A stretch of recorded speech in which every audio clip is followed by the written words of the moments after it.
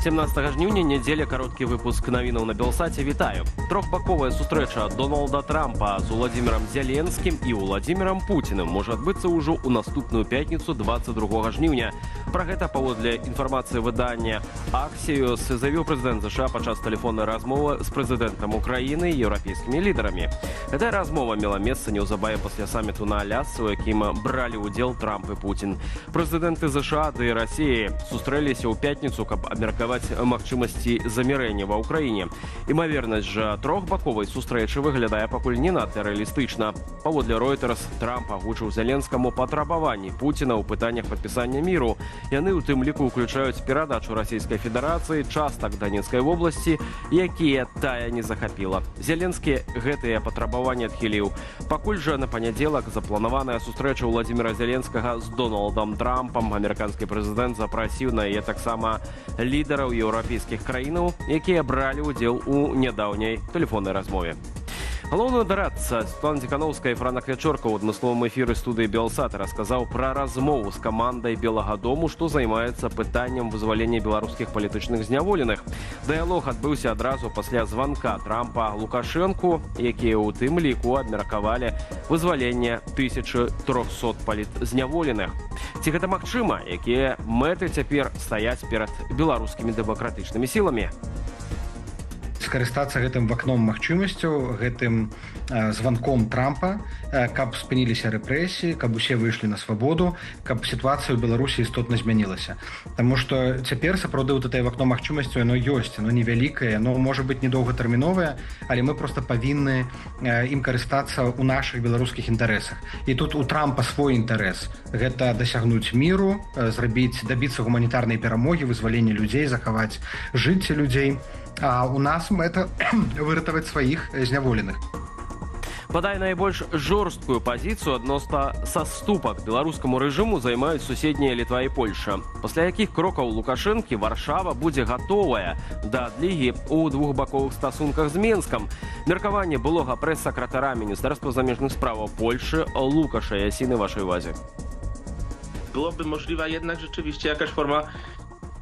Была б магчымая пэўная форма пунктавай адлігі ў выпадку вызвалення вязняў. Але Польшча не гатовая вярнуцца да бізнес as usual у эканамічнай палітыцы, адкрыць усе памежныя пераходы. Незалежна ад таго, хто будзе кіраваць Польшчай, не будзе, напрыклад, ліквідацыі Белсату. Незалежна ад таго, ў якой форме існуе тэлеканал. Толькі пунктавыя саступкі, напрыклад, у пытанні санкцыяў супраць калію з Беларусі або ў некаторых транспартных пытаннях. Польскі ўрад не ў стане так хутка адступіць ад сваёй палітыкі, але мы мусім і памятаць, што пытанне жыцця спадара Пачобута і іншых зняволеных у Беларусі для нас заўжды важнейшае, чым любыя эканамічныя пытанні.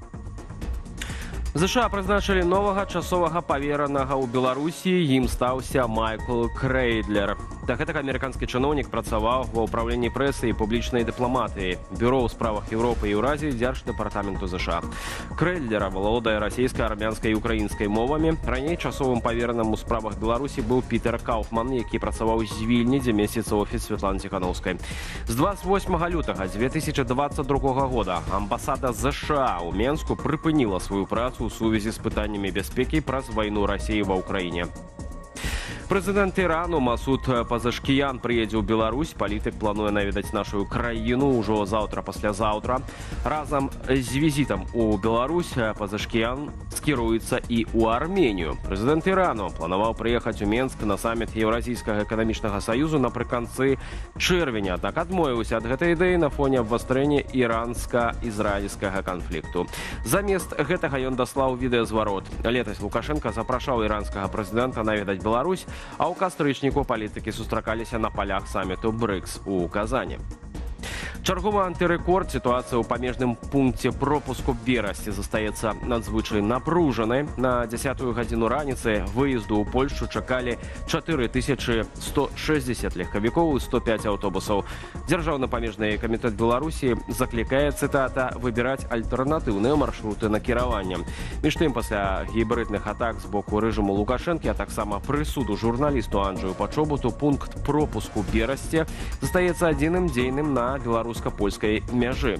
Што датычыць межаў з краінамі Балтыі, то там чэргі на выезд з Беларусі значна меншыя. Яны складаюць ад 20 до 140 аўтаў. Дарожна-транспартавае здарэнне ў Менску непадалёк ад нацыянальнага футбольнага стадыёну. 24-гадовая кіроўца Volkswagena наважылася праехаць скрыжаванне вуліц Ванеева і Партызанскага праспекту на чырвоны сігнал светлафору. У выніку ейнае аўта сутыкнулася з Рено. У аварыі пацярпела 58-гадовая пасажырка Volkswagena. Яе даставілі ў больніцу для абследавання.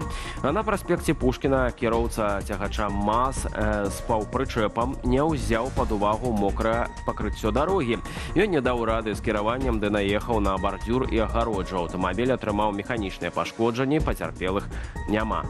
І да навінаў культуры. Фільм «Белы слімак», што апавядае пра каханне ў сучаснай Беларусі, атрымаў прыз журы на Лёккарнскім кінафестывалі ў Швейцарыі, а беларусы-акторы узнагароды за лепшую ігру.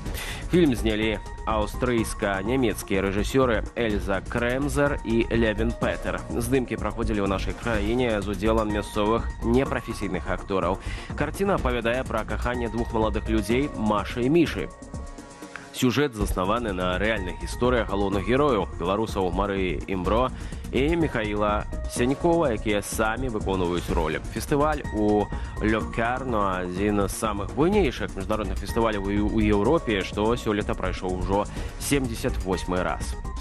А цяпер Гомель і прапанова рукі і сэрца, што не пакінула без яркіх эмоцыяў не толькі галоўную гераіню відэа, мясцовую жыхарку Ганну, але і тысячы іншых, хто паглядзеў гэтае відэа і хто назіраў за падзеямі ўжывую.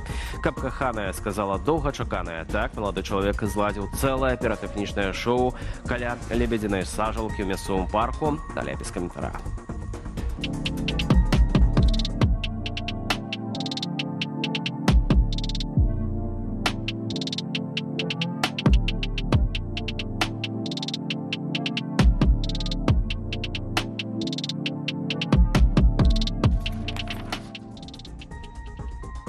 Пратэсты 2020 года ў Беларусі выявіліся незвычайнымі паводле маштабаў і працягласці. Удзел у іх бралі і тыя, каго рэжым лічыў сваёй апорай, чыноўнікі, дыпламаты, сілавікі. Аднак расколу кіроўных і сілавых элітаў так і не адбылося. Чаму? Адказ на гэтае пытанне шукаў журналіст нашай старонкі Макар Мыш. На бок пратэсту перайшлі амбасадары Беларусі ў Аргентыне, Іспаніі, Славаччыне, Латвіі ды іншыя працаўнікі МЗС. За падтрыманнем мірных грамадзянаў званняў пазбаўлены больш за 100 супрацоўнікаў сілавых ведамстваў і пракуратуры. Былі адстаўкі і ў дзяржаўных установах культуры ды адукацыі, медыях і судах. Аднак масавага дэмаршу ўсё ж не адбылося. Вольга Цесакова, якая ў 2020 годзе была дэпутаткаю Менскага гарсавету, патлумачыла чаму. Элітам было відавочна, што ў апазіцыі няма хуткіх інструментаў для захопу ўлады, але пры гэтым яны самі рызыкавалі страціць усё пры найменшай спробе змяніць баланс сілаў. Іх цішыня, маўклівыя згоды і былі паказнікам расколу. Большага яны даць не маглі. Ці паўплывала б на хаду пратэсту далучэнне чыноўнікаў з пулу Лукашэнкі? Чытайце ў артыкуле, чаму ў 2020 годзе дэмсілы не дараскалолі ўладаў. І што рабіць, каб гэта ўсё ж адбылося, на старонцы belsat.eu. Відэа сустрэчы Трампа і Пуціна абляцелі ўвесь свет, а вось тое, што адбывалася ў кулуарах, можна даведацца на старонцы Белсату ў Фейсбуку. Давайце мы паглядзім, дзе размясцілі журналістаў крамлёўскага пулу на Алясцы.